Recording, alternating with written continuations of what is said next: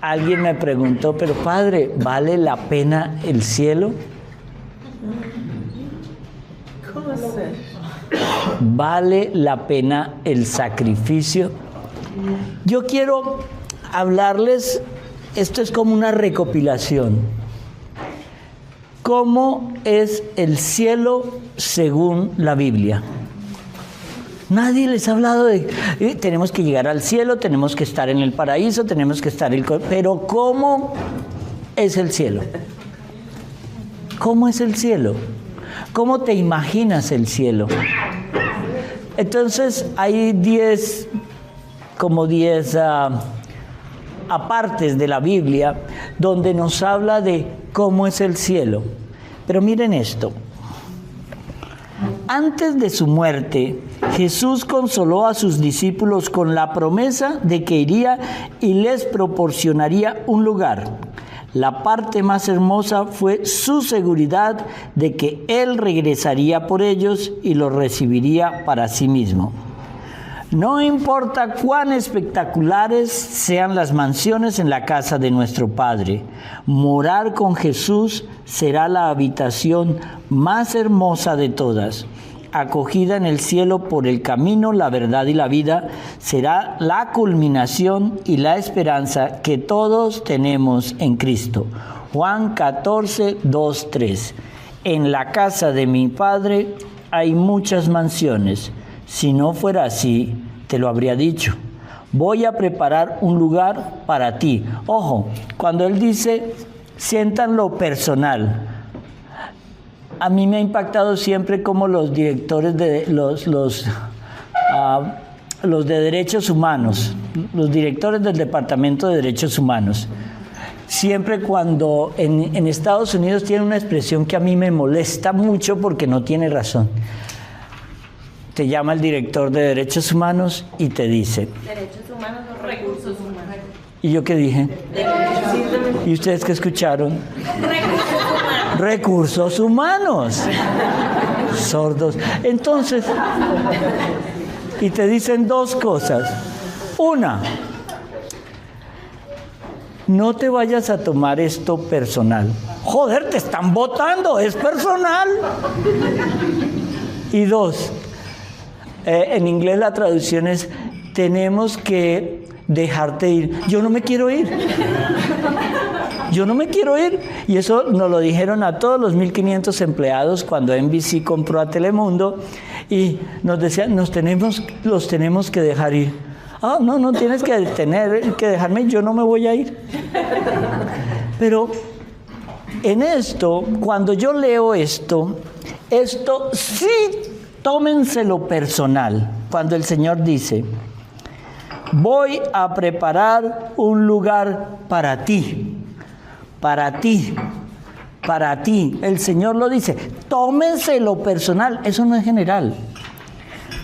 Y si voy y preparo un lugar para ti, volveré y te recibiré para mí mismo, que donde yo estoy, allí también puedes estar. ¿Qué es lo más horrible del infierno?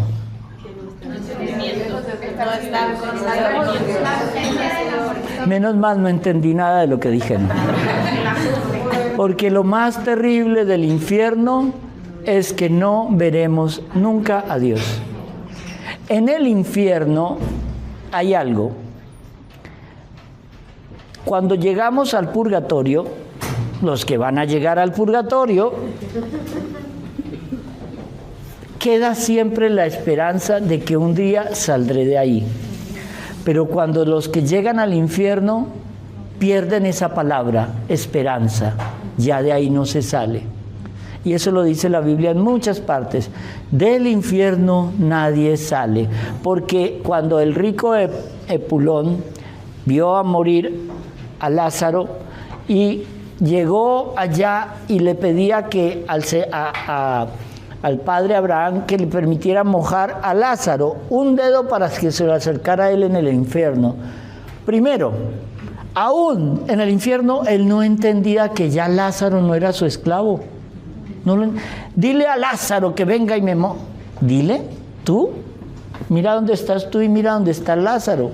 2, ¿qué le dice la Biblia?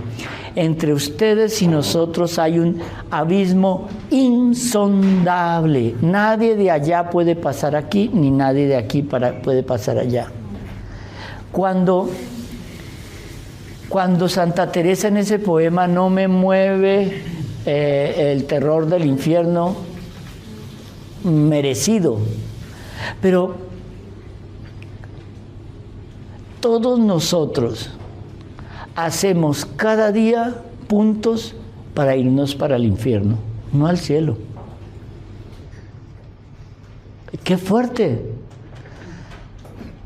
Cuando ustedes lleguen esta noche a su casa o a su cama, pregúntense, ¿qué hice yo hoy para ganar el cielo? Y pregúntense, ¿cuántas mentiritas imbéciles dije para ganarme el infierno? ¿Cuánta pereza hubo para no rezar para ganar el infierno? ¿Cuántas veces desprecié a mi hermano para ganar el infierno? No hacemos sino puntos para irnos para el infierno diciendo que nos vamos al cielo. Eso es lo más imbécil del mundo. Miren esto. Varios textos de revelaciones aprobadas por la Iglesia hablan de cómo va a ser ese cielo. Pero aquí vienen cosas importantes. Hay una palabrita muy linda que dice, ¿ustedes saben cuándo se acabará el mundo? Pero el Señor nos da una clave importantísima. Cuando el último de sus elegidos entre al cielo, compensando el mismo número de ángeles que se condenaron. Sabemos que 1/3 de los ángeles del Señor se fue con Lucifer. Y ese tercio tiene que completarse en nosotros, los seres humanos. Pero aquí cabe otra cosa. Hay gente que cree que de una vez va a morir y ya, y se acabó. No. Nosotros tenemos 2 juicios. ¿Sabían eso, no? ¿Hay alguien que no lo sepa? Los que levantaron la mano se pueden quedar. Los otros ya sabiondos se pueden ir. El primero, en el instante de tu muerte, viene el juicio personal. Hay una narración muy bonita de la muerte de San José, que está en Ana Catalina Emmerich y que está en Luisa Picarreta y que lo tiene Sor María de Ágreda. Y es que estando la Virgen, el Señor a la derecha de José y la Virgen a la izquierda, el demonio se apareció. El demonio va a ser la primera persona que todos van a ver en el momento de la muerte. Él viene a cobrar. Él viene a cobrar. ¿Por qué el demonio se aparece? Porque él es el gran mentiroso. Y él lo que quiere es dañar el plan de Dios con tu alma, porque al Señor le duele que tu alma se pierda. Entonces, lo primero que hace Jesús en ese momento es, aquí no entras. Eso es lo que yo llamo, o que la Iglesia llama, una santa muerte. ¿Ustedes se imaginan que el día que ustedes se mueran, tengan a Jesús aquí y a la Virgen aquí? ¿Se imaginan eso? Pues eso es dificilísimo. Esta mañana leía una palabra que a mí me impactó mucho. Son muchos los llamados, muy pocos los elegidos. Creemos que la mayoría nos vamos a salvar. ¿No? La iglesia de nuestros hermanos protestantes, estas lindas iglesias de garaje, solo por fe, acepta al Señor y ya serás salvo. Eso no es verdad. Entonces, cuentan las obras. O sea, solo porque yo diga, yo creo en el Señor, pero entonces voy a llevar una vida lujuriosa. No, no y no. Entonces, Muchas de las preguntas que me han hecho estos días llevan en sí una especie de embrión de total ignorancia de la palabra del Señor. Pero no es que yo les esté diciendo ignorantes. Sí les estoy diciendo ignorantes. ¿Por qué? Porque nunca leen la Biblia. ¿Quién ha leído la Biblia aquí de pasta a pasta? 2 fanáticos. Padre, yo no leo la Biblia porque no entiendo. Bueno, pastillitas de jódete. La Biblia hay que leerla aunque no la entiendas, porque al final el Señor te regalará el don de entenderla, pero si no la lees, nunca tendrás el don. Punto. Padre, pero también, aquí defendiendo. Cuando Felipe estaba en Eunuco, cruzando... Sí. Estaba leyendo la Biblia y él dice, yo no entiendo esto. Y ahí se le aparece Felipe. Ajá. Felipe le dice, claro, es que si nadie te la explica. Claro, pero la estaba leyendo.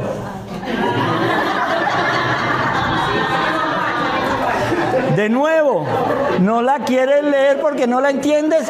Pastillita de 500 miligramos de jódete. La lees, coño. Perdón por lo de la lees. Aquí vamos a esto. ¿Cómo es ese cielo? Miren, nosotros al morir tenemos el juicio personal. Ahí sabremos si nos condenamos o nos salvamos. Si usted va a caer en el último nivel del purgatorio, se salvó, aunque será un infierno. Narran muchos de las personas que han tenido revelaciones privadas la historia del Papa, no voy a decir que fue Inocencio II, que llevaba 500 años en el purgatorio. Y hay castigos, óigalo bien, que pasarán en el purgatorio hasta el juicio final. Miles de años en el purgatorio. La gente cree, bueno, pero si me salvé y llegué al purgatorio, chévere. Pero es que le han explicado en realidad qué es el purgatorio. Cuando uno empieza a leer y a leer y a leer, nuestros hermanos dicen que el purgatorio no está en la Biblia. Por favor, aparece en más de 30 ocasiones desde el Antiguo hasta el Nuevo Testamento. Que no lo llama purgatorio con ese nombre, sino lo llama lugar de purificación. No saldrás de la cárcel hasta que no hayas pagado el último centavo. Nos recuerda eso el Nuevo Testamento. Entonces, ¿por qué? Porque es que el cielo es y tiene que ser algo tan sublime, tan grande, que jamás un ojo vio, un oído oyó o una mente siquiera imaginó. Todos los santos que el Señor les ha permitido vivir eso por segundos, se quieren morir ya para estar con Él. La Virgen le rogó al Señor cuando murió que se la llevara. ¿Y el Señor qué le dijo? No, porque tú tendrás que guiar la iglesia. Por eso entender esa belleza que es que a la Virgen es a la primer persona que el Señor se le apareció resucitado. No fue a la Magdalena, ni fue no, fue a la Virgen. Y eso ¿cómo lo sabemos? Porque es de lógica teológica. La Virgen es la que acelera el inicio de la vida misionera del Señor. En las bodas de Caná, cuando Él les dice, la Virgen les dice, hagan lo que Él les diga. Él le dijo, la traducción mal hecha es madre, aún no es llegada, mujer, perdón, aún no es llegada mi hora. Eso es una connotación que es una homilía de 2 horas, esa frasecita. Pero en realidad la Virgen lo que dice es, mire, mijito, deje la bobadería y empiece a trabajar. Pero de igual manera es la Virgen quien acelera la resurrección. Se tenían que cumplir los 3 días que decía la Biblia. Al tercer día resucitó. Muere viernes, padece el sábado y resucita el domingo. Domingo. Ustedes saben que domingo sí viene del latín dominus, que significa día del Señor.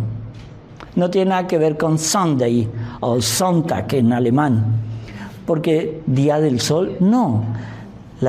¿Cuál es el lenguaje de la Iglesia católica, apostólica y romana? La única que Jesús fundó. Ya está, en latín se sigue todo. Entonces, desmembrar eso del momento de la muerte es muy importante, porque el juicio personal es el juicio donde sabremos, pero luego vendrá al final de todos los tiempos el juicio final. Es ahí donde el Señor llamará a los muertos, como dice, el mar escupirá a sus muertos. Por eso en la Iglesia católica no se debe quemar el cuerpo. No. Se permitió porque el mundo es así y porque es más barato. Pero, por ejemplo, la tradición judía tiene algo bien interesante. El cuerpo tiene que ser enterrado en la tierra.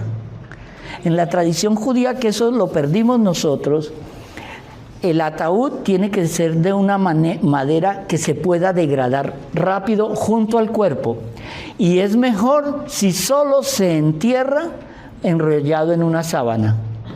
Ustedes no han visto que muchas veces en Oriente Medio cogen el muerto, está ahí, lo envuelven en una sábana y lo entierran de una vez.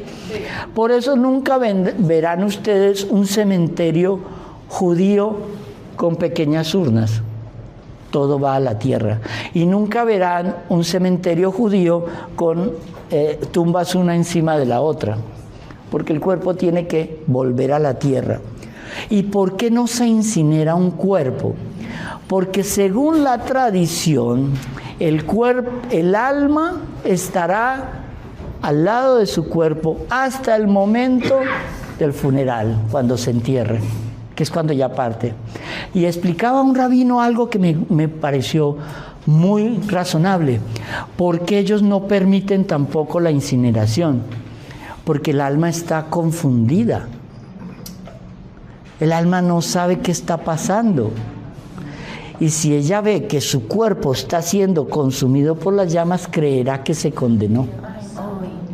Entonces, de esta sala nadie se incinera y ninguna familia se incinera. Si ya lo incineraron, a mi abuelo, lo que sea, las cenizas no se tiran al mar. Las cenizas no se tiran en el bosque. Las cenizas no se mandan a comprimir para tenerla en un diamantico aquí. Las cenizas no se guardan en la casa. Las cenizas van a un cementerio. Del ahogado el sombrero. Entonces, esto es importante porque en el juicio final, cuando el Señor llame a todo el mundo, los salvados resucitarán con su cuerpo glorioso para vida eterna. Los condenados con sus cuerpos deformados para condenación. ¿Esto lo sabían? Ya lo saben. Entonces, ¿pero eso de dónde lo saca, padre? Biblia. ¿Y por qué lo sabe usted? Porque yo sí la leo. Y al comienzo, yo les doy un consejo siempre. Cuando vayan a leer la Biblia, empiecen por los libros sapienciales. Los libros sapienciales, ¿cuáles son? Los de sabiduría. ¿Cuáles son esos? Sabiduría, Proverbios, Eclesiastés, Eclesiástico, Salmos. Y Job lo vamos a dejar para después porque ustedes no están preparados para sufrir. Entonces, y luego de eso me voy a los... No, si van a hablar ustedes me dicen. me voy directamente a los proféticos, donde me hablen de las profecías. Luego me voy a los históricos. Y de ahí me voy a los evangelios. Y leo todo el Nuevo Testamento y luego regreso a leer el Génesis. ¿Por qué? Porque si yo empiezo a leer la Biblia en el libro de Números, me voy a pegar una aburrida. Y Esaú nació y era hijo de Bernabé, y Esaú vivió 250 años y fue el padre de Pepito, Juanito y Sutanito, y Pepito vivió 350 años, y esa vaina dura como 10 páginas. Sí. Entonces, lo mejor es... ¿Por qué yo recomiendo los sapienciales? Porque te enseñan a pensar. Te enseñan a saber cómo vas a leer la palabra de Dios. Lo que dijo nuestra hermanita ya, es que no entiendo, porque es que empezó por Génesis. Podría poner casi tus manos al fuego por eso, ¿cierto? Sí, por eso. Siga la dosis de 500 miligramos. Entonces,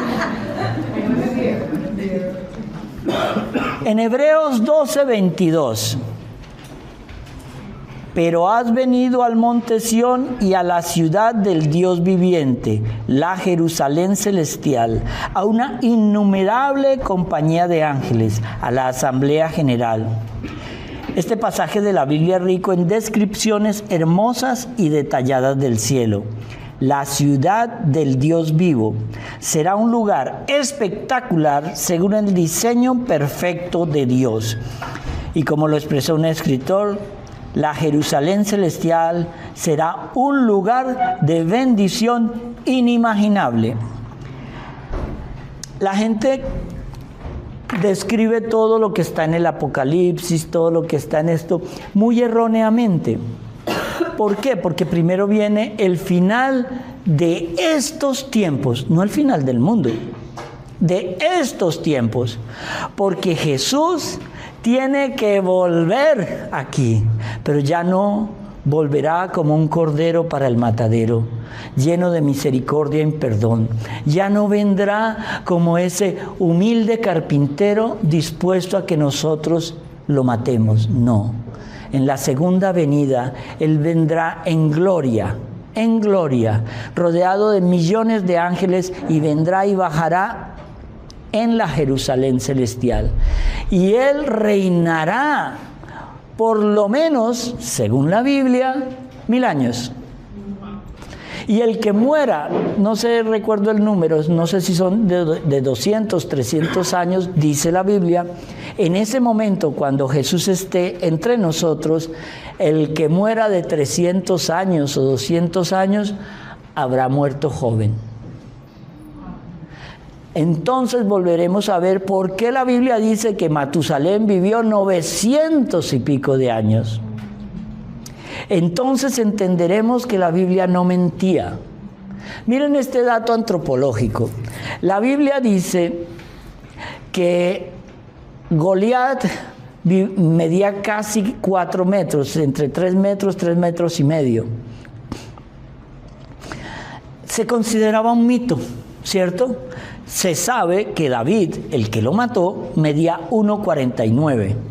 O sea, al lado mío. Pero miren esto tan bonito.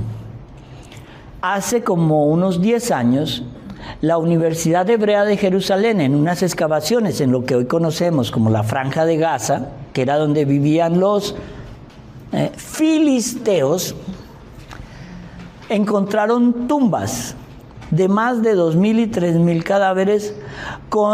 Eso lo pueden encontrar en los videos de YouTube, para que vean que no me lo estoy inventando. Van a encontrar unos cráneos de este tamaño y unos esqueletos de 3 y 4 metros de altura en las ruinas y en los cementerios que acaban de descubrir. Y era la zona de los filisteos. Los palestinos de hoy no tienen nada que ver con eso. ¿Por qué? Porque cuando David entra a lo que conocemos como la Franja de Gaza, ¿cuál fue la orden del Señor? pásalos a cuchillo a todos. Es una raza maldita. Filisteos. ¿De dónde descienden ellos? En la Biblia, en el Génesis, nos dice, porque los hijos de Dios encontraron bellas a las hijas de los hombres y se unieron y crearon una nueva raza. Según algunos exégetas, esa nueva raza se instauró en lo que hoy conocemos como la isla de Creta. Y es de Creta de donde salen a conquistar la tierra de Israel cuando se han ido todos por el hambre a vivir a Egipto. ¿Sí ves cómo una cosa va encadenando a la otra? Cuando David vuelve a entrar, ya todo esto está lleno de filisteos. Y es cuando empiezan las guerras de conquista, Pero el Señor le dice a David, mátalos a todos. Y le pregunta a David, inclusive a niños, mujeres y ancianos. Dios le contesta, a todos. Cuando eso lo vemos, se acabó la raza. No tiene nada que ver eso con lo que estamos viviendo hoy, pero el conflicto sigue. Entonces, esto fue una parte histórica, es comercial, para que escuchen la historia del pueblo de Israel, que también va a estar pronto disponible para ustedes. Quienes hayan salido de la gran tribulación permanecerán en el trono de Dios. Apocalipsis 7:15, la gran tribulación, es eso que viene ahora. Por eso están delante del trono de Dios y le sirven día y noche en su templo. Y el que está sentado en el trono morará entre ellos. ¿Quién está sentado en el trono? Jesús. Uy, casi que no dan. No tendrán más hambre ni más sed. El sol no los tocará ni ningún calor, porque el Cordero que está en medio del trono los pastoreará y los conducirá a fuentes vivas de agua, y Dios limpiará toda lágrima de sus ojos. ¡Wow! Empezamos a entender. Apocalipsis 11:19. Entonces el templo de Dios se abrió en el cielo, y el arca de su pacto se vio en su templo. Y hubo relámpagos, ruidos, truenos, un terremoto y gran granizo. Hay algo absolutamente majestuoso en ver una tormenta desde lejos. La intensidad. ¿Ustedes se acuerdan cuando ustedes están en lo lejos y ven esos rayos, ven esos truenos?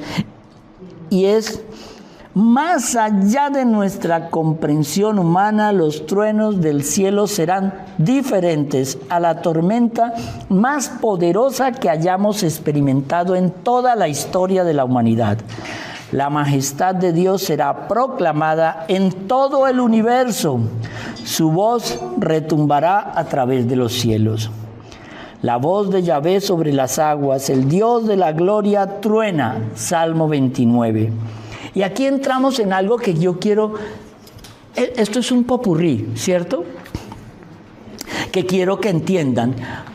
¿Cómo oraba Jesús? Él rezaba el Ave María con los salmos. Eso era lo más importante. Recuerden que en la época de Jesús, lo que existían de libros antiguos, lo que conocemos como el Talmud, eran rollos. Pero si yo les dijera cómo debemos orar nosotros, las conclusiones es: la palabra de Dios es medicina para tu cuerpo y refrigerio para tus huesos. Óyelo bien. Y si pueden, tomen nota porque no voy a repetir. Los salmos te ayudan así. Si tienes una preocupación, reza el Salmo 42. Si estás desanimado, reza el Salmo 112. Si tienes temor, reza el Salmo 27. Si te falta confianza, reza el Salmo 118. Si no tienes valor, reza el Salmo 8. Si necesitas respuesta de Dios, reza el Salmo 61. Si estás enfermo, reza el Salmo 41. Si necesitas aumentar tu fe, reza el Salmo 144. Si tienes problemas económicos, reza el Salmo 37. Si tienes necesidad de protección, reza el Salmo 91. Si estás alegre, reza el Salmo 100. Proverbios 4:20 nos dice, está atento a mis palabras. El Apocalipsis 22 nos dice, ya nadie podrá ser salvo. El cierre de la gracia ha terminado. ¡Wow! Apocalipsis 15. El templo se llenará de humo, empezarán las plagas. Y 2 de Corintios 6. Hoy es el día de la salvación. ¿Por qué quiero redondear con todo esto? Porque esto nos tiene que servir. Tranquilo que todo esto, Airán me imagino que lo pondrá en manual, editando ciertas partes. Bueno, pero miren esto. ¿Por qué es tan importante esto? Porque es que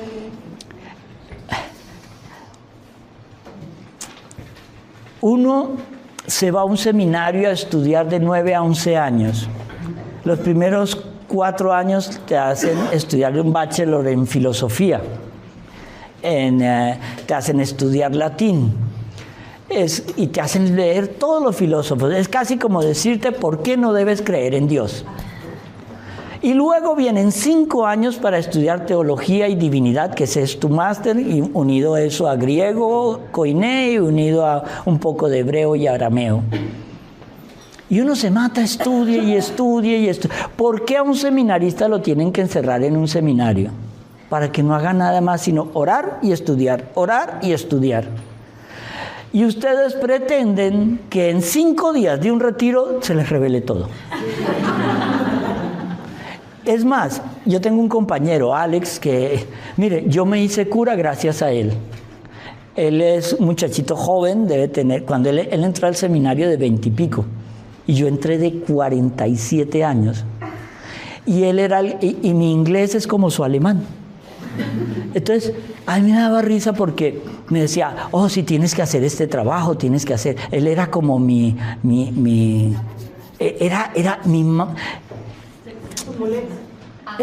no, ¿cuál muleta? Esa era silla de ruedas, camilla, de todo.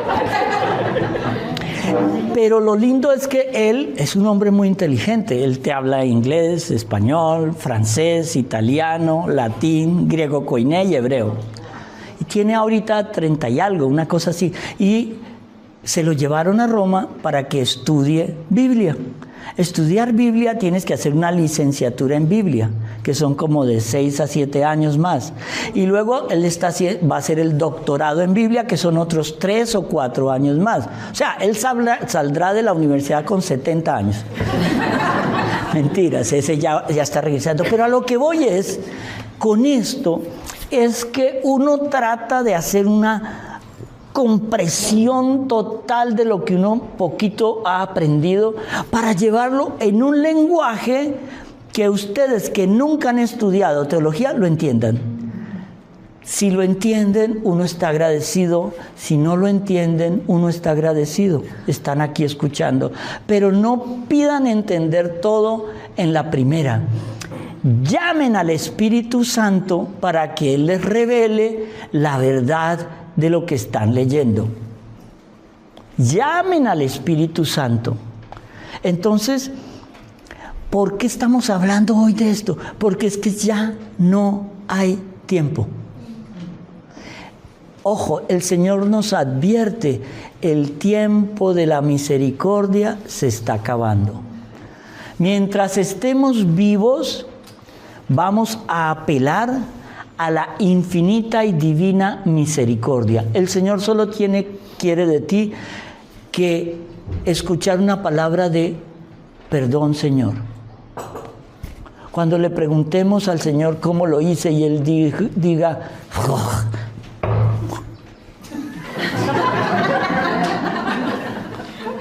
Entonces, que le digamos, Señor,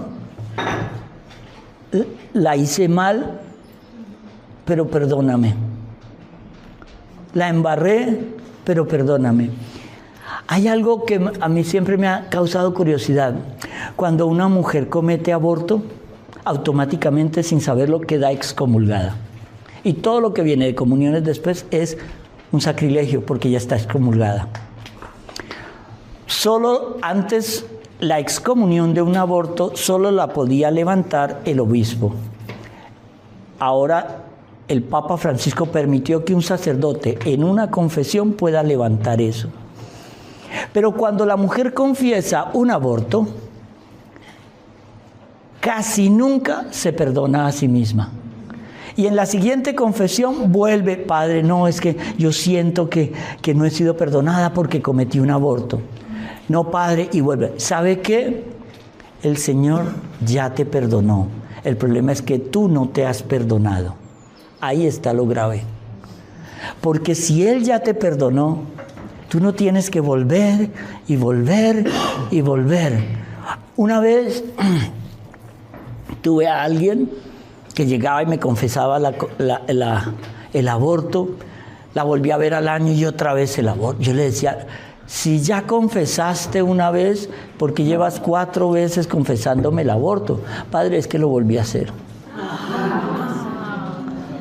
No he entendido nada. No he entendido nada. No sé a qué revelación santa o alguien le decía, ¿por qué Dios no ha mandado a alguien con la cura del cáncer?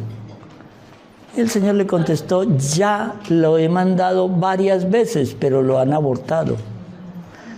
Cuando tú dices que en los Estados Unidos estamos matando a un promedio de 20 millones de niños y en Europa otros tantos, eso sí que es un holocausto. Eso sí que es un asesinato. El ser humano es ser humano desde el instante de la concepción. Cuando el espermatozoide de tu papá fecundó el óvulo de tu mamá, hay una explosión. El Señor en ese instante otorga un alma y un ángel de la guarda. Pero el demonio también pone un demonio. Y empieza la guerra desde la concepción. Entonces, no es que ustedes pueden llamar a ese niño feto, gameto, cigoto, pueden darle el nombre que les dé la gana. Es un ser humano con alma y no lo puedes tocar. Ya hoy en el lenguaje, ya tú no matas a tu hijo en tu vientre. Tú dices, yo decido sobre mi cuerpo. Decides sobre el tuyo, si te quieres hacer nalgas, pechos, todo lo que quieras. Pero el cuerpo del niño es de él, no es tuyo. Es otro ser humano. Todo el que patrocina un aborto, el que paga un aborto, el que ayuda a la amiga a llevarla al aborto, ese está excomulgado. Canon de la Biblia de la Iglesia Católica. Tienen que ir a la confesión y decir, no, es que yo le dije a mi amiga que estaba muy joven y el tipo era muy feo, el niño le iba a salir hecho un adefesio. ¿Por qué no lo pensó antes? Mire, si la mamá de Ronaldo, el futbolista, hubiera hecho caso, estaría abortado. Si la mamá de el Papa San Juan Pablo II hubiera hecho caso, no habría existido. Si la mamá de Andrea Bocelli, cuando le dijeron que su hijo iba a nacer ciego, sordo, tarado y todo eso, no habría nacido Andrea Bocelli. Cada uno de nosotros somos importantes en el plan de Dios, porque el aborto que promociona el demonio es para dañar y retrasar el plan de Dios. El número de los elegidos ya fue elegido desde el comienzo. Cuando se aborta, estoy retrasando el plan de Dios. Estoy dañando el plan de Dios. ¿Por qué? Porque entre más aborto, el demonio sigue reinando más entre nosotros. Este es el reinado del demonio. El mundo es el mundo del demonio. El Señor nos dice, mi reino no es de este mundo. Entonces, cuando uno ve, no, Padre, es que yo no voy a la confesión. Usted está evitando un exorcismo de pecados que ha cometido desde chiquito. El que imbécilmente peca es imbécil. Más adelante vamos a encontrar en Apocalipsis 21. Y me mostró la gran ciudad, la santa Jerusalén, que descendía del cielo teniendo la gloria de Dios. Su luz era como la piedra más preciosa, como la piedra de jaspe, clara como el cristal. El cielo, la luz de la gran ciudad de Jerusalén, será como piedra gloriosa, brillante como el cristal. Su resplandor eclipsará cualquier gema preciosa en la tierra y su valor será inconmensurable. Cubierto en la gloria de Dios, la santa Jerusalén descenderá con brillantez. Los judíos creen que la Jerusalén celestial es la Jerusalén de ahora. No. Eso no tiene nada que ver con la que describe la Biblia. Descenderá del cielo, sus muros serán de oro puro, brillarán. ¿Y saben qué es lo más bonito que nos recuerda esto? Creo que es el profeta Jeremías quien describe cómo será esa visita. Todos los que queden vivos, que acuérdense que 2/3 partes de la humanidad van a desaparecer. 2/3 partes. Pero los que queden y asistan al reinado de Jesús en la tierra, lo mejor que podrán hacer, y estarán obligados a hacerlo cada año, será visitar a Jesús en la Jerusalén celestial. Lo mismo que están haciendo ahora para ver aquí el fenómeno de las apariciones de la Virgen, será lo que haremos cuando Jesús esté. Ustedes se imaginan que lleguen a esa Jerusalén celestial con ese cuerpo. Bueno, ya no hay nada más que hacer, fue así.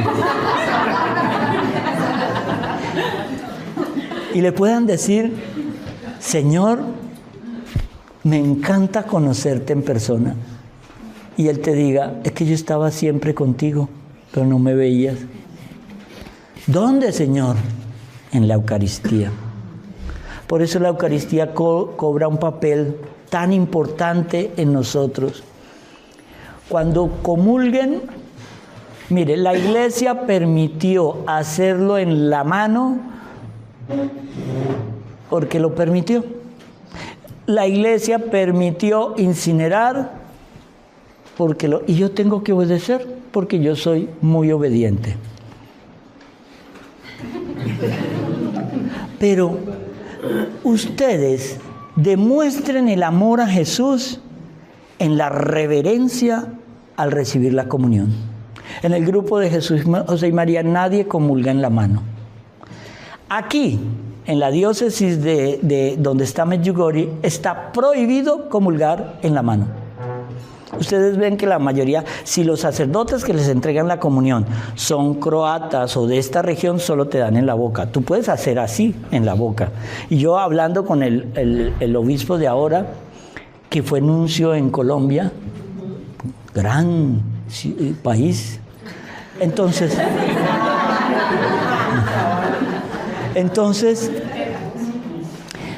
él decía: no, es que eso está aquí en Medjugorje. Ya han venido algunas veces americanos. No, yo recibo en la mano. En esta diócesis no puedes. Entonces no recibo nada. Perdón, le voy a echar azúcar al café. Ah, no, ya le eché, ¿no? Sí.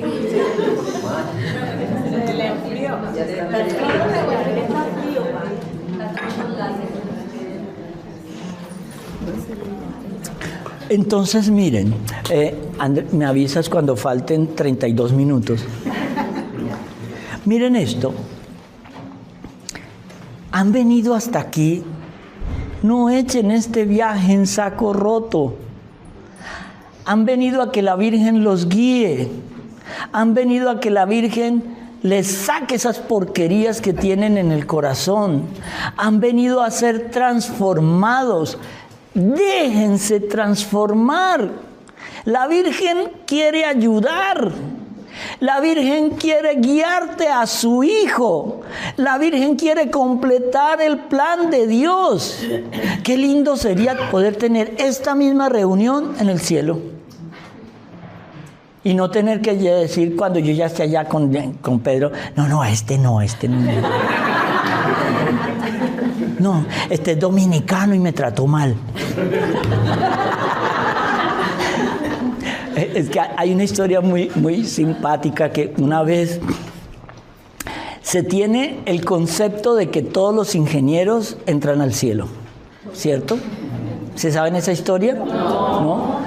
Entonces, un día Pedro estaba hasta aquí ya todo azorado porque él tenía un poquito de desorden en el escritorio y entonces llega un ingeniero, se muere y llega al cielo. Pedro, aquí estoy. Soy ingeniero, ayudé a construir puentes, carreteras. ¿Cómo te llamas? Pepito Suárez. No apareces en la lista. Sí, pero soy ingeniero. Lo siento, no estás en la lista. Tienes que irte para allá. Entonces él llega al infierno. Y llega al infierno y le dice, no, mire que yo no estoy en la lista del cielo. No, venga aquí. ¿Y usted qué es? Ingeniero. ¿Ingeniero? ¿En el infierno? ¿Y usted qué sabe hacer? Yo soy Project Manager. Y empieza ese ingeniero y ordena las calderas de tal manera que el carbón y la leña no se desperdicien. Pone los que han pecado mucho, pone a otro lado las brujas, pone a otro lado. Y entonces, esta métanle más candela, esta torturó a su marido, métanle más candela. Y todo empieza a funcionar en el infierno con un orden. Y entonces Pedro ve eso y llama al demonio y le dice, bueno, ¿y usted cómo organiza? No, es que un ingeniero que usted no dejó entrar aquí me hace el favor y me lo devuelve. No. Ese se queda aquí, me lo devuelve o lo demando. Y si usted demanda lo que quiera, usted no tiene abogados en el cielo.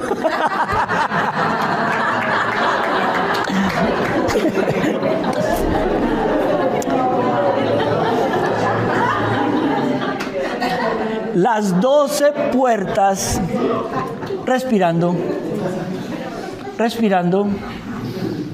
Las 12 puertas eran 12 perlas. Cada puerta individual era de una perla y la calle de la ciudad era oro puro como vidrio transparente. Apocalipsis 21:21. Visualizar las puertas nacaradas del cielo, formadas a partir de una perla, es insondable. Calles de oro tan puras que son transparentes se extenderán desde las 12 puertas. ¡Qué hermosura de descripción! En estos días veía yo un documental de esos y mostraban. ¿Ustedes saben de qué tamaño es la perla conocida hoy más grande que existe? De este tamaño. Increíble, ¿no? Uno cree que siempre las perlas son chiquititas, pero es de este tamaño. Eso comprueba que la puerta del cielo va a tener unas en perlas gigantescas. Y veía en ese documental que hay planetas fuera de la Vía Láctea que son formados enteros de oro puro. Planetas. Hay asteroides que traen mucho de ese material. Y es algo que en la Tierra es muy escaso. Por eso el oro, cuando vienen las grandes crisis económicas del mundo, se vuelve en ese material tan imprescindible. Entonces, ¿ustedes no quieren vivir en ese cielo? La mayoría nos pintan un cielo con nubecitos, angelitos regordetes, con barriguita. Uy, me han dado una idea. Pero bueno, creo que tengo que comer más, Aira. Pero no es eso, es ¿qué es el cielo? El cielo va a ser donde tú te unas. Eres una gota unida al océano que es Dios. Tú serás parte de Dios. Eres esa gotita de agua tirada en el océano, pero esa gotita de agua tendrá esa unidad. Hay una cosa que a veces recuerdo, no sé si lo han visto en los videos, pero es muy bonito. Los ángeles son puro espíritu, ¿cierto? Nosotros somos cuerpo y alma. ¿Y espíritu? Oh, ¿cómo es eso? ¿El alma y el espíritu no son lo mismo? ¿Por qué no? Tú dijiste que no. ¿Sí ve? A eso me refiero. No creo en las teorías del no porque no y sí porque sí. Cuando oímos en la Biblia que el Señor insufló, hizo una palabra que se llama el Rúa. Pone en ese ser su espíritu. Él mora en nosotros. Cuando tú mueres, el cuerpo va a la tierra, el espíritu regresa a Dios y tu alma va a donde te la... Ahí es donde queda tu experiencia, tu alma. Tú salvas o tú luchas para salvar tu alma, ¿cierto? Entonces, en eso que Santo Tomás de Aquino lo describe de una manera muy linda en la Suma Teológica. Nosotros tenemos que preocuparnos es por esa alma, ¿cierto? Y es la alma lo que nos va a permitir a nosotros, cuando el Señor nos resucite para el juicio final, nos dará un cuerpo glorioso. Por ejemplo, tú y yo tendremos pelo. Mediré como algo así como 3 metros de altura. Algo parecido a lo que tengo ahora, ¿no? Entonces, no habrá celulitis, estrías, gorditos. Pero un cuerpo glorioso. ¿Y esto cómo lo podemos nosotros entender? En todas las apariciones de la Virgen, ella aparece como una niña entre 15 y 20 años. ¿Quién de ustedes no quiere regresar a tener 15 y 20 años? Todas eran tan lindas a los 20. ¿Qué pasó? Pero esa belleza de estar unidos a Dios es lo que nos espera. Entonces, los ángeles, que eran puro espíritu, nada de carne, tienen una cosa que se les reveló la sabiduría por ciencia infusa. O sea, en el momento de su creación, ya tenían todo el conocimiento de Dios que iban a tener. Y de una vez tenían su función en el cielo. Por eso existen 9 coros angélicos. El hombre es diferente.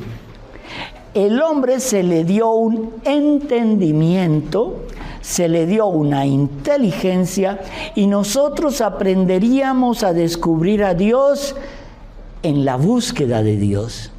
No es ciencia infusa. Por eso Lucifer, que era el más hermoso de todos, al saber tanto, no tenía derecho al pecado. Él no tenía el más mínimo derecho al pecado. Nada. Por eso él solo cometió un pecado y se condenó.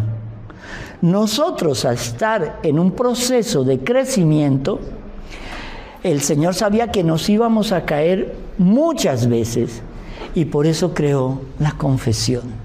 Tú te caes, te arrepientes y vuelve a empezar. No existe un pecado que Dios no perdone. El único pecado que Dios no perdona es un pecado contra el Espíritu Santo. ¿Y cuál es el pecado contra el Espíritu Santo? Pensar que hay un pecado que Dios no perdona. Qué grave es eso. También, porque una vez me lo dijiste a mí y yo creo que todo lo hemos hecho o dicho en chiste. Cuando eso también ofende al Espíritu Santo, como que estoy soltera y digo, no, estoy embarazada por... Sí, esas palabras son ociosas y graves. No, ella se embarazó por obra y gracia del Espíritu Santo. No lo sabían, ¿cierto? No. Ya lo saben, si lo llegan a decir se van para el mismísimo infierno. Pero eso nos habla una cosa. Mire cómo el demonio maneja nuestro lenguaje. Yo no mato al niño, decido sobre mi cuerpo. Otra cosa. Los que han vivido en España se han dado cuenta que heredamos una formulita. Te lo juro por Dios, yo estuve esa noche ahí. No jurar. Punto. No, pero es un juramento sin sentido. Con mayor razón. Estás condenándote sin sentido. Estás cometiendo un pecado. Te lo juro, te lo juro, te lo juro, te lo vuelvo a jurar. Normalmente cuando tienes que jurar tanto es porque estás mintiendo. O si no, explíqueme por qué los políticos juran sobre una Biblia protestante, ¿no? Porque saben que van a robar y entonces eso no tiene... Entonces, ojo, no jurar, no jurarás por nada que exista sobre ti en el cielo, en la tierra, debajo de la tierra, en las aguas, ni por tus antepasados, ni por lo que hay sobre la mesa del altar, ni debajo del altar, porque no eres dueño ni siquiera de un cabello de tu cabeza. No jurar. Si usted tiene que decir para que le crean, te lo juro, es porque está mintiendo. O si no, recuerde las promesas que ha hecho con juramentos. No ha cumplido ninguna. Si alguien le tiene que creer, como dice el Señor, tiene que creerte. Porque yo digo que sí es sí, no es no. Yo no tengo que jurarte nada. Eso de que, júrame que no has estado con la vecina. De una vez, el que sí estuvo, te lo juro, mi amor, yo nunca he estado. Pero el que no ha estado, dice, yo no he estado. Y si me quiere creer, que me crea. Y si no me quiere creer, le das pastillitas de las tuyas al que no quiere creer.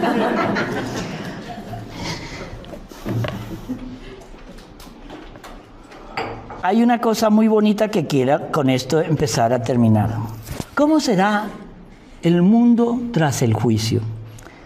El mundo fue creado por Dios como habitación de los hombres. Una habitación debe convenir a quien la habita. Tras el juicio, el hombre será glorificado. Por lo tanto, el mundo, su habitación, tendrá su invocación mediante la adicción de una perfección de gloria que mejor refleja la majestad de Dios. Cuando yo todo lo hago para la gloria de Dios, se llama, le doy gloria a Dios con mis acciones, con mis oraciones. Cuando yo lo hago para mí, ¿eso cómo se llama? Vanagloria. Vana es una cosa que es efímera, temporal, que muere con el tiempo. La gloria de Dios es eterna. La vanagloria, al ser para mí, es temporal y es falsa. Segundo, todo el mundo, ojo a esto, y también los astros del cielo fueron creados para el hombre.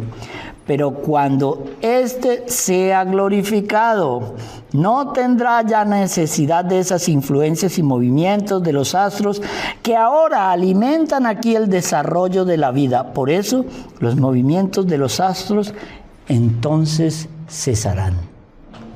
¡Wow! Hay una parte que no recuerdo dónde dice algo así como... No, esto es demasiado para ustedes. Ustedes no están preparados para eso. Las tinieblas entonces quedarán reducidas al centro de la tierra, que por lo tanto es lugar conveniente para los condenados. La Biblia nos dice dónde queda el infierno. Es el centro de la tierra. Ahí está el infierno. Leía en estos momentos, a mí me encantan los documentales que no sirven para nada, pero me encantan. Un informe sobre Rusia, en Siberia, trató de construir un túnel para llegar al centro de la Tierra y saber de qué estaba constituida.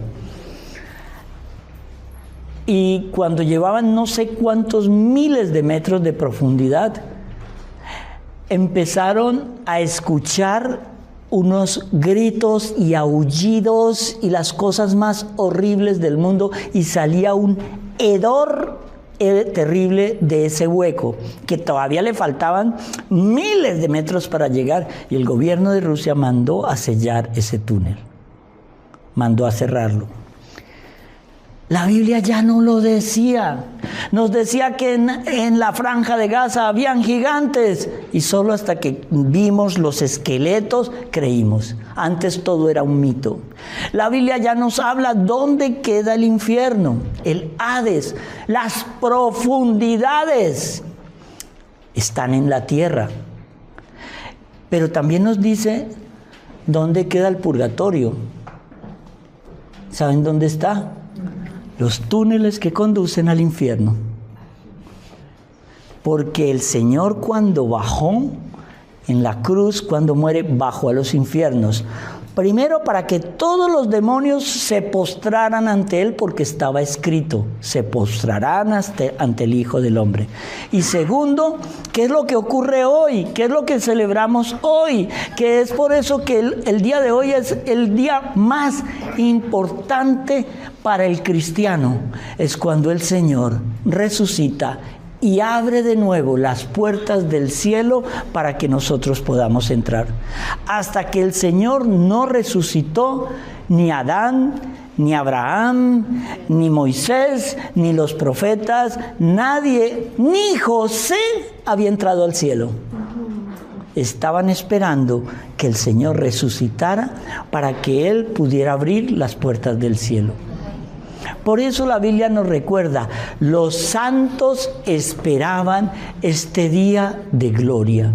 Por eso nosotros tenemos que celebrar con alegría que hoy, hace unos casi 2000 años, el Señor abrió las puertas del cielo. Hoy es un día de gozo para nosotros.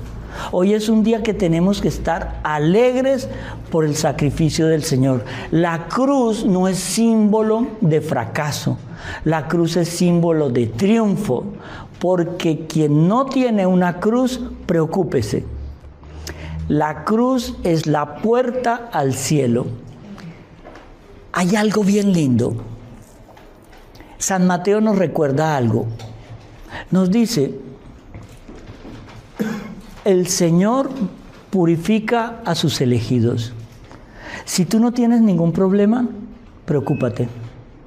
Si tu marido es perfecto, si tu esposa es divina, si tus hijos son angelitos, si ganas una fortuna y no te duele nada y tienes vivos tus papás, abuelitos, bisabuelos y tus amigos son una belleza, preocúpate, vas para el infierno.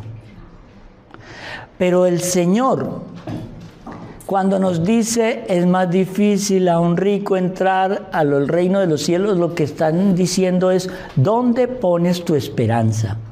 ¿En el dinero o lo pones en Él? Entonces,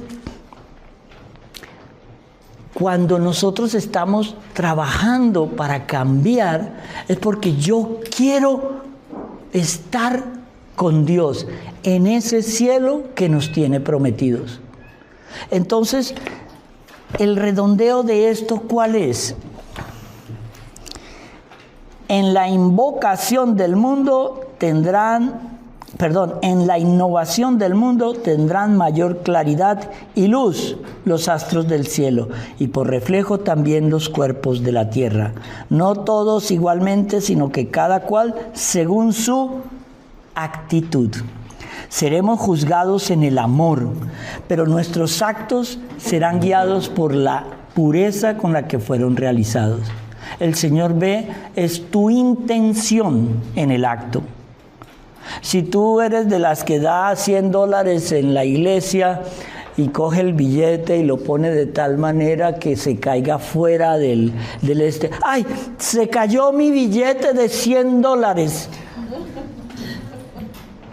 Eso es lo que hacen los artistas. Nuestros artistas, estas estrellitas pegadas con mocos, donan $100,000 para un colegio en un barrio marginal de cualquiera de estos países subdesarrollados de América Latina. Y todo el mundo las aplaude.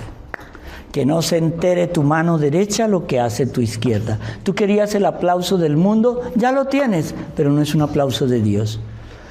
La caridad tiene que ser en silencio, que nadie sepa, o entre menos sepan mejor. Pero no nos damos cuenta que en Estados Unidos los artistas no es que donen, es que tienen que dar ese $500,000 en impuestos. Les toca a la fuerza, pero también te dan la opción de decir, no, mira, tú puedes decir que se vaya a un colegio o a uno de estos países. Yo siempre digo países subdesarrollados de América Latina, como si yo fuera gringo. soy gringo. No, pero es para crear controversia porque yo sé que me van a escribir cuando salga esto. Padre, usted es colombiano, ¿cómo puede hablar mal de nuestro país?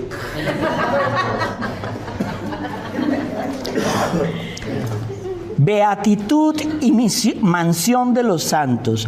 Mansión significa lugar alcanzado en el que se permanece. Por eso las mansiones de los santos son las formas alcanzadas mediante el movimiento de la voluntad como su último fin. Tales modos son distintos. Las mansiones son distintas según los grados de caridad, la cual aquí es la razón, según el grado de entrega al Señor.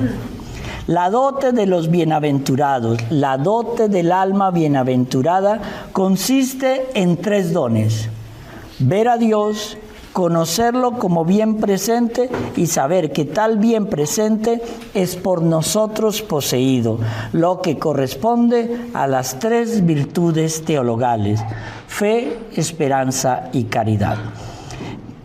3 son las batallas que incumbren a todo hombre: contra la carne, contra el mundo y contra el diablo. 3 son las victorias privilegiadas que se pueden ganar. 3 los privilegios o aureolas correspondientes. La aureola de los mártires es la más excelente porque su batalla es la más áspera. Pero en cierto sentido es superior la aureola de las vírgenes, porque su batalla es más larga, más peligrosa y más rigurosa. La batalla, la justicia de Dios y los condenados. Quien peca mortalmente contra Dios, que es infinito, merece una pena infinita, y esta debe pagarse en el infierno eterno. De hecho, en las penas se distingue la acervidad y la duración. La culpa es entonces proporcional a la amargura, no a la duración. Un adulterio que se comete en un momento no se castiga con la pena de un solo momento, ni siquiera para la ley humana. La duración de la pena es proporcional, sin embargo, a la disposición del ánimo del que peca. Está en palabras confusas, ¿cierto? Así se va a quedar. Mire, solo quería recalcar una cosa. No pequen más. Es que ustedes pecan y nosotros nos ponen trabajo. Pero hemos venido aquí a cambiar. Olvídense si ustedes cometieron abortos, si ustedes hicieron bestialidades, si ustedes cometieron actos homosexuales, si ustedes no tienen caridad, si ustedes cometieron... ¡Borrao! En la confesión. Empiece de nuevo. Empiece de nuevo. Podemos recuperar la virginidad espiritual. Empiecen de nuevo. Este es el momento. Este es el ya que el Señor espera. No esperen a mañana cuando amanezca que seré otro. No esperen, porque quizá no hay mañana. Cuando me toca asistir a muertes repentinas de jóvenes y bendecirlos, él no sabía que se iba a morir. Hay una historia, una anécdota que es un poco dramática y todo esto, pero que la han leído en muchos memes. La madre que sale al hijo que se va de fiesta con sus amiguetes y le dice: "Ay, hijito, ve con Dios". Y el hijo, en broma, le contesta: "Pues tendrá que ir en el baúl porque aquí ya no cabe nadie más". Tienen un accidente y se matan los 5. El baúl quedó intacto. Eso parece ridículo, ¿cierto? Pero siempre bendigan a sus hijos, a sus padres, a sus hermanos. Que la despedida de ustedes no sea más suerte. No, que Dios te bendiga. Siempre la bendición. siempre, porque el Dios te bendiga, Dios te acompañe, la Virgen te cubra con su manto, que el ángel de la guarda te proteja, son bendiciones que lo que hables está siendo escuchado en el cielo. Ojo con las palabras ociosas, porque muchas veces el demonio las escucha. El demonio no sabe nunca lo que piensas, pero te conoce porque vive al lado tuyo. Está ahí todo el tiempo. Y sabe que si a ti te gusta la pornografía, te va a buscar los elementos para que caigas en la pornografía. Sabe que si a ti te gustan mucho las drogas, el alcohol, el desenfreno, el juego, sabe cómo mostrarte los caminos para que caigas.